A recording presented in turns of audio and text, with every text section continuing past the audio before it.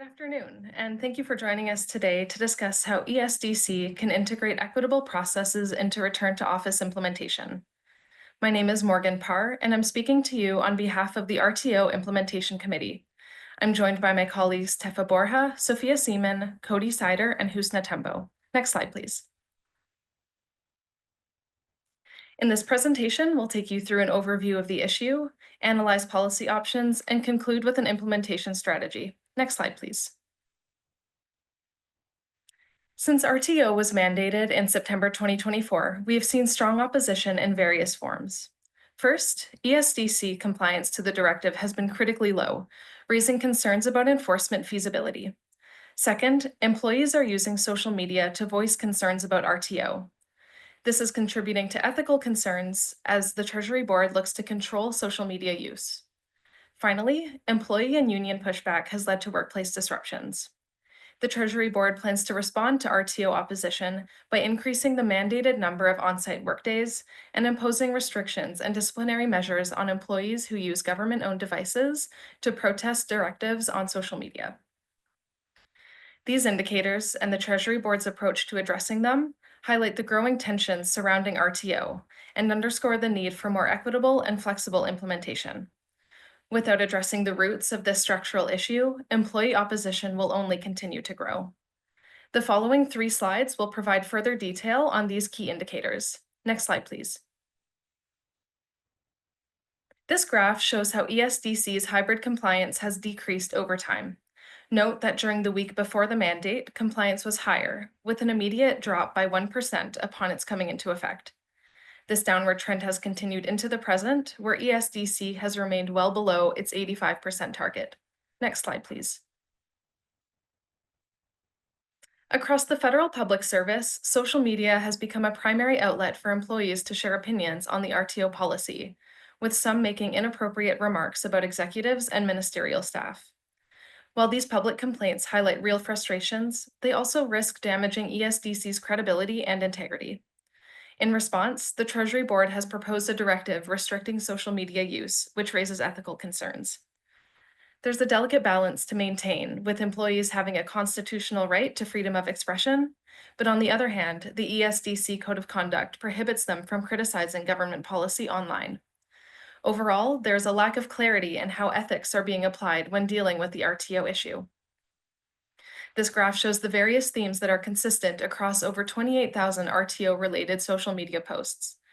The occurrence of posts about concerns and operationalization indicate where the bulk of employees' opposition lies. Next slide, please. A third significant challenge with the RTO directive is employee and union pushback. One concern these stakeholders share is about working conditions. With the federal government's space reduction goals, ESDC employees, especially those in district offices and Service Canada centers, are being forced to use shared spaces that are not designed for their unique business lines, ultimately hindering service delivery and fueling opposition. Beyond working conditions, the directive conflicts with ESDC's core values. The department's culture has long been built on trust and efficiency, especially among employment and training advisors. Many see the shift to a rigid, centralized approach as undermining these principles, leading to frustration and decreased productivity. Inconsistent RTO implementation has deepened these concerns. Initially, deputy ministers were to adapt the policy to meet their department's needs, but this approach has not performed as expected.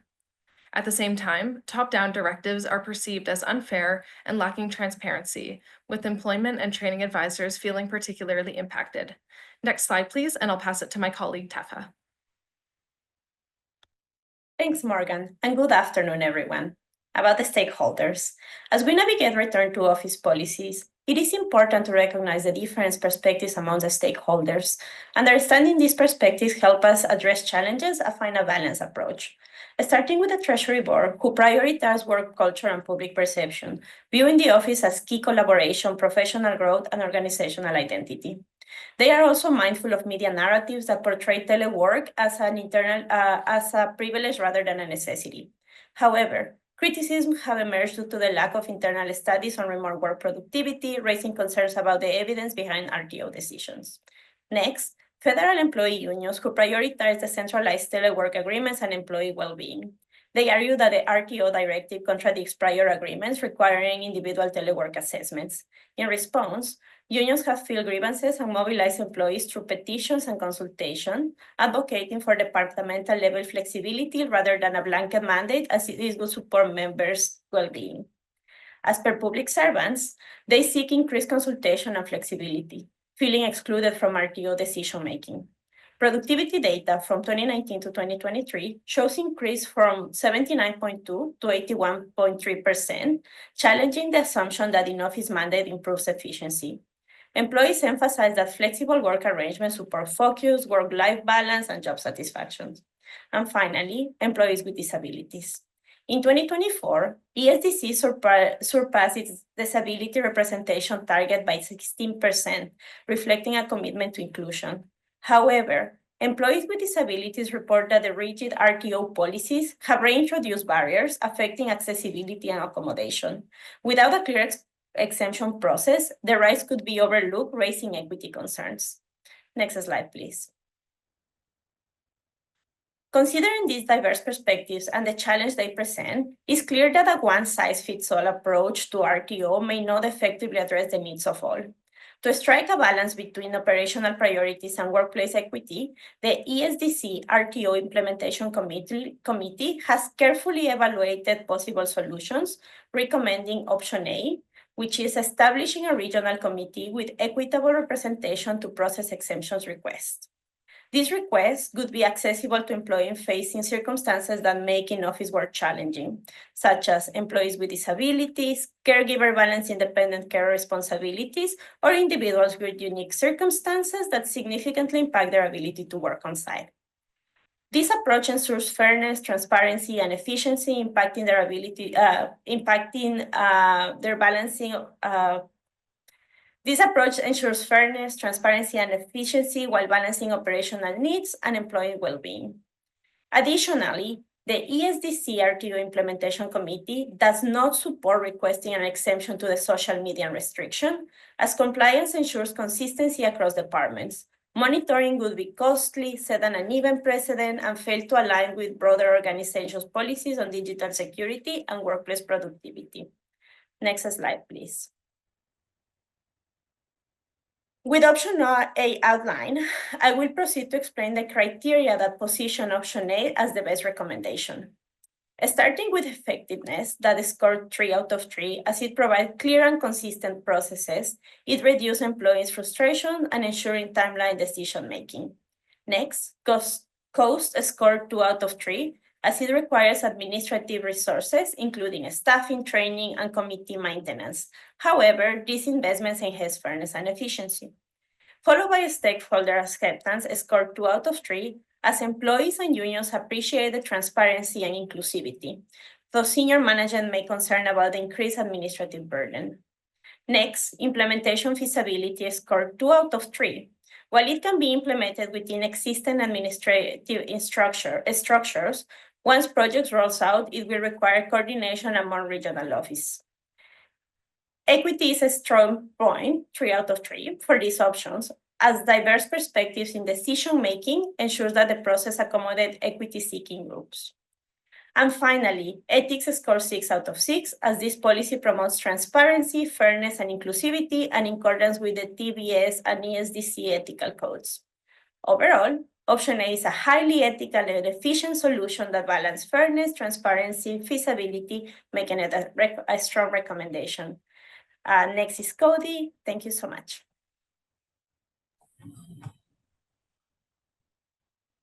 Next slide, please.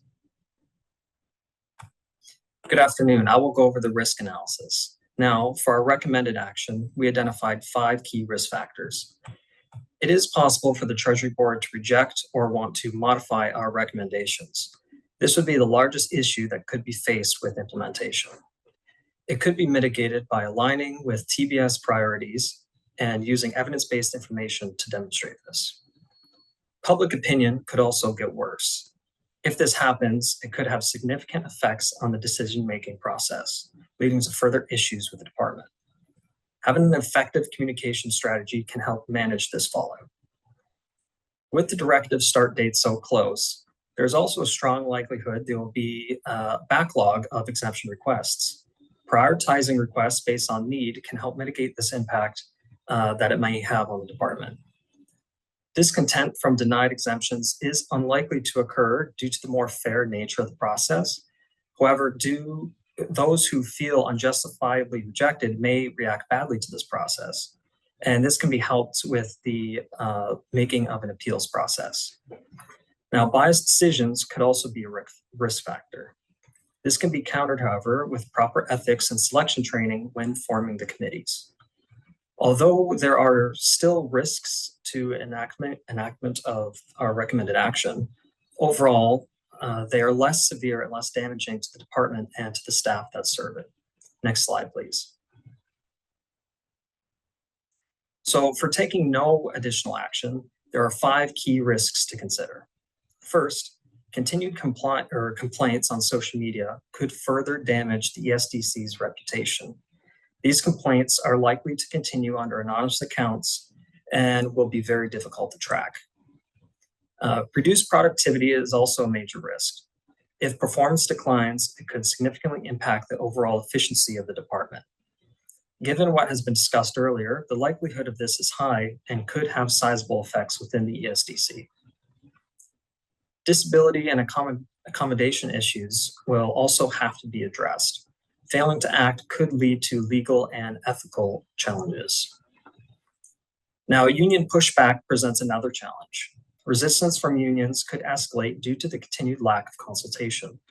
Dialogue is key to maintaining a positive relationship, and to avoid any more major issues, good faith consultations must begin. Increased attrition is also a concern. With the federal hiring freeze, key personnel leaving the department can cause disruptions that are not so easily fixed. However, considering only about 6% of online activity shows resistance to the RTO policies, this may not be a significant risk. Ultimately, this analysis shows that inaction could lead to serious consequences. I will pass it off to my colleague, Sophia. Next slide, please. Thank you and good afternoon. The implementation plan will be guided by an unfreeze change, refreeze change model and will integrate employee involvement at every stage, ensuring they are engaged and supported throughout the entire process. The first step will be to freeze, unfreeze, and prepare for policy changes by setting new policy goals and key objectives. The primary aim of this initiative is to ensure a fair, transparent, and consistent process for RTO exemption requests. We want to create a balanced and streamlined approach that meets operational needs while prioritizing employee satisfaction and equity. We need to communicate this need for change and engage stakeholders in the process. This policy option will align with TBS directives, but will also provide the flexibility needed to accommodate regional differences. Next, we will announce the implementation goals and timeline. There will be 3 phases to assess resource readiness. Phase 1 will focus on policy announcement, stakeholder consultations, and setting up the initial committee framework. It will engage key stakeholders early on to get their input and begin shaping the direction of the committees. In Phase 2, we will select committee members, provide training, and conduct a pilot rollout in selected regions to test the process before we scale it. And lastly, in Phase 3, we will mark full implementation across all regions with a focus on monitoring, gathering feedback, and ongoing evaluation to promote continuous improvement and development. Next, we'll jump into the second stage of the model where change takes place, starting with stakeholder engagement and committee formation. The first step here is to identify key stakeholders, which will include employee representatives, HR teams, unions, management, and DEI advisors.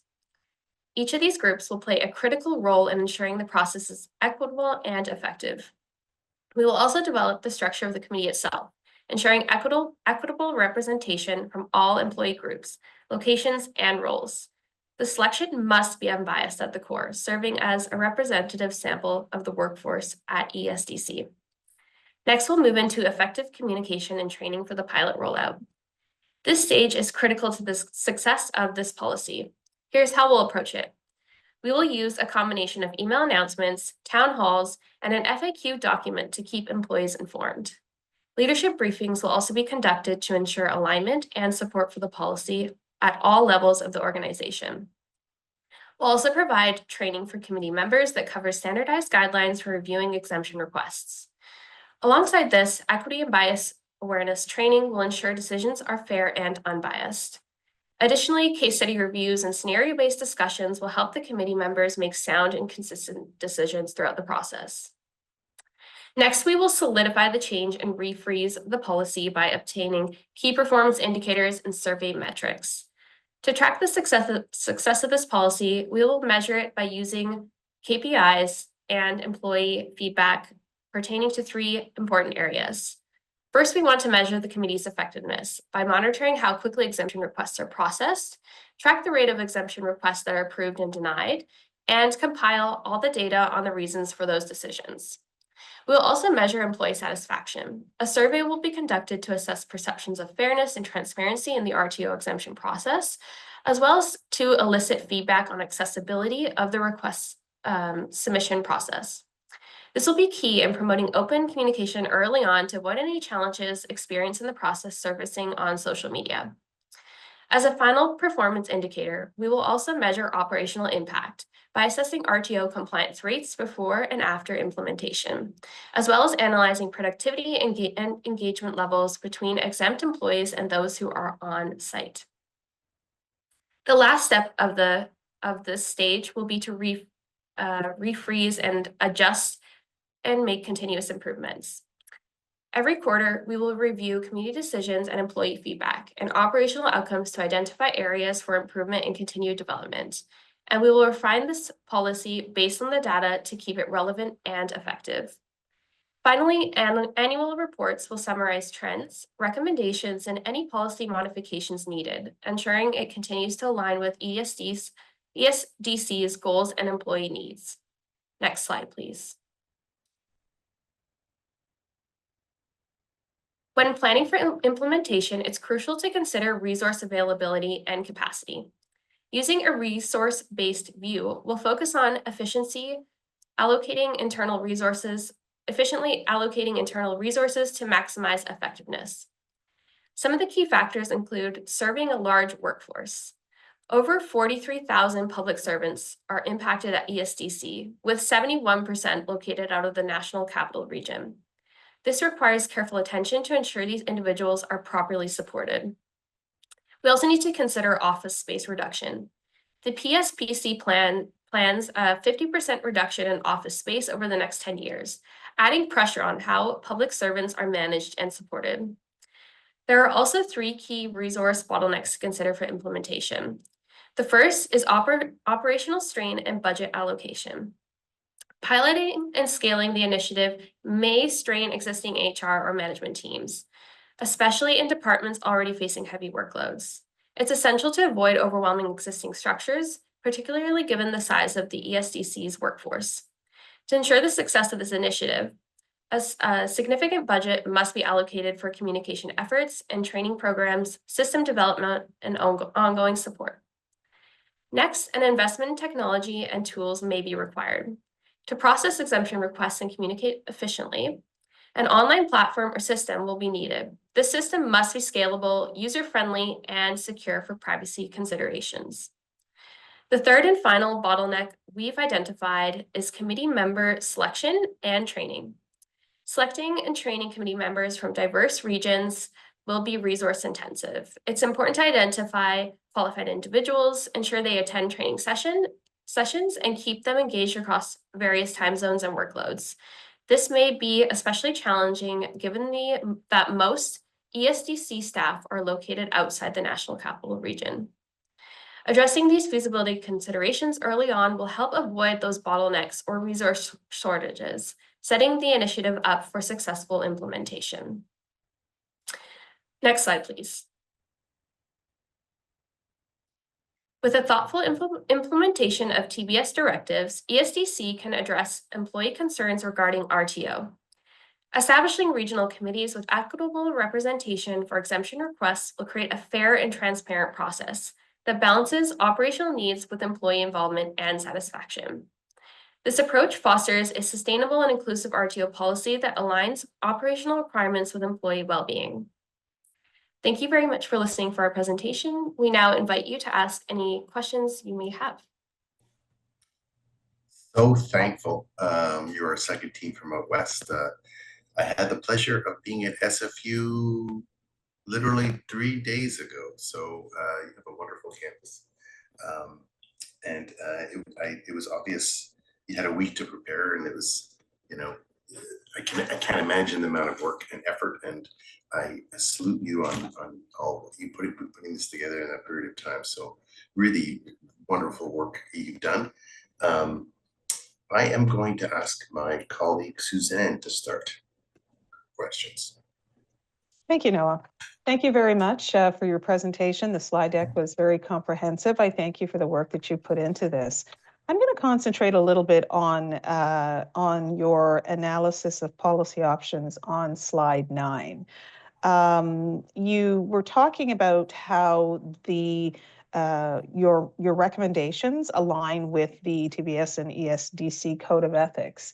And so let me put this to you. The directive actually states that an employee, a public servant, is prohibited from commenting on any issues where the government has publicly taken a position, regardless of whether it's on an official device or if it's on their personal devices. And so I wonder if you can speak to the alignment with the current Values and Ethics Code of a concept of commenting on the work that a public servant does versus public commenting on their in their personal sphere generally. Will that be considered? And if so, as a follow-up, will there be changes to the Values and Ethics Code that you will be recommending?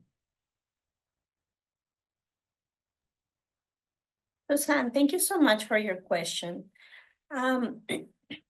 When we were analyzing this, we went back to the problem and we realized that although the social media use is an actual issue that the federal government is facing, it also comes as a symptom of the RTO implementation, the current implementation. So if we could go back to slide number, sorry, let me just check here, slide number 5. And part of the research we did is these little topics, themes to return to office, is around that piece that there is a lot of concerns. And one of the biggest concerns is the operationalization piece. However, the resistant piece is not as precedent.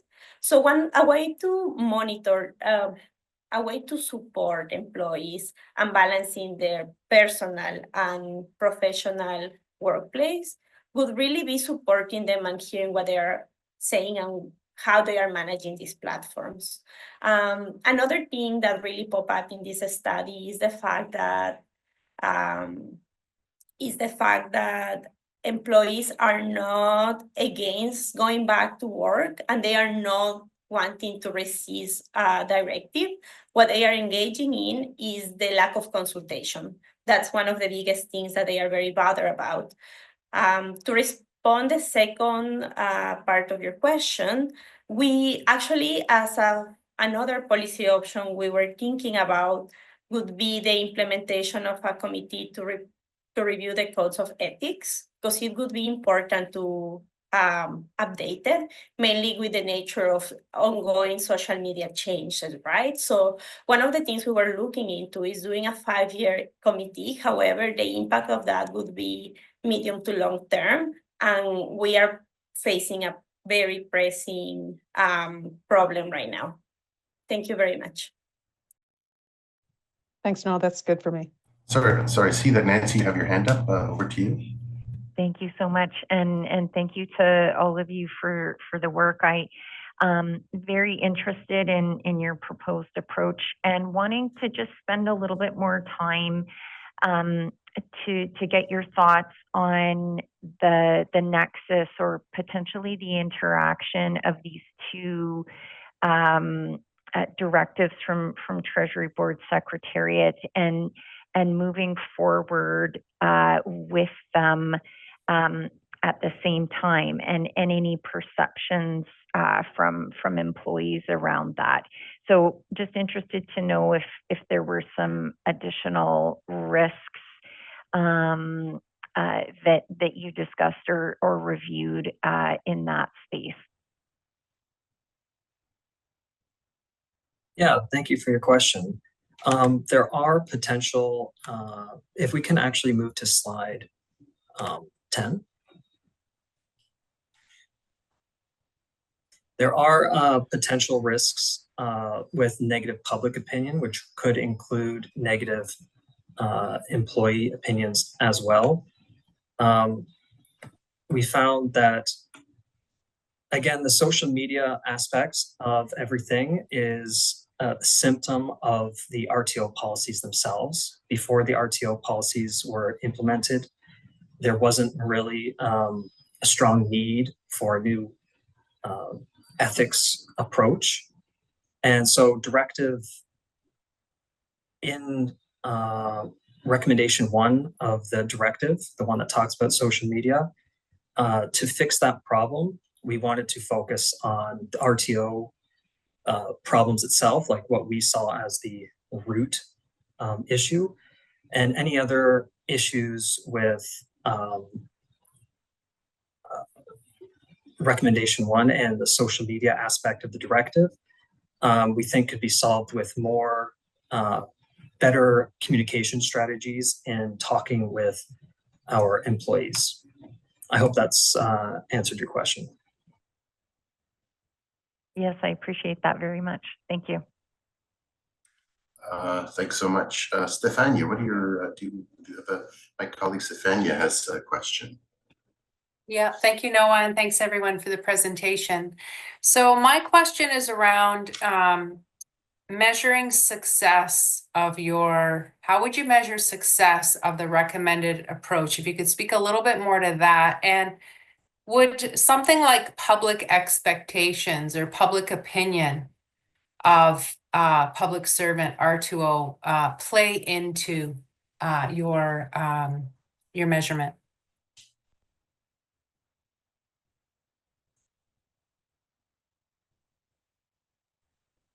Thank you very much for your question.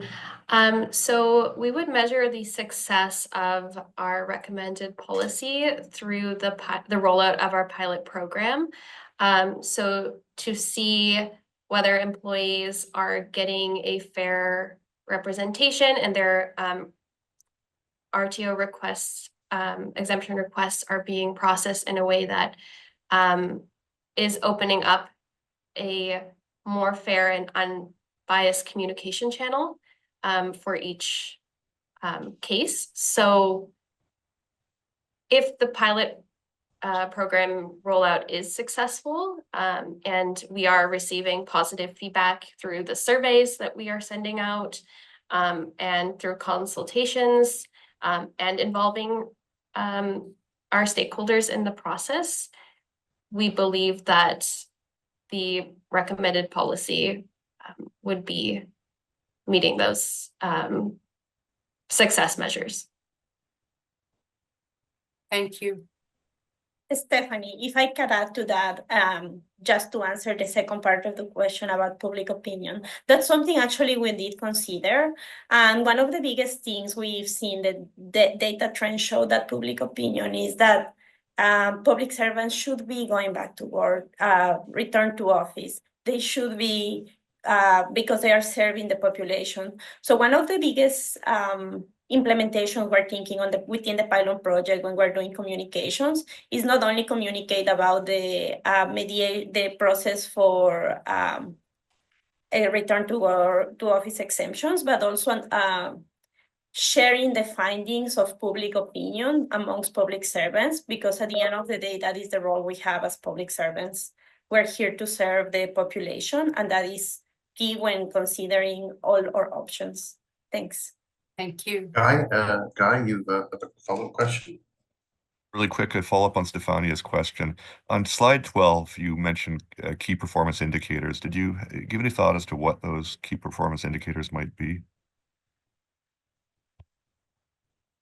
Yes, so we'll be measuring those in terms of committee effectiveness, which would be monitoring how exemption, quickly exemption requests are processed, tracking the rate of the requests that are approved and denied, and just compiling that data in a way that shows us the greater picture of that piece. We'd also be measuring with KPIs through employee satisfaction. So that's that survey again that we would be sending out to open up that communication channel to continually improve and develop the programming that we're offering. Okay, that and we're- we must, I'm sorry, but we must end there. We're out of time. Thank you so much, team, for your advice today. We'll be taking that into consideration.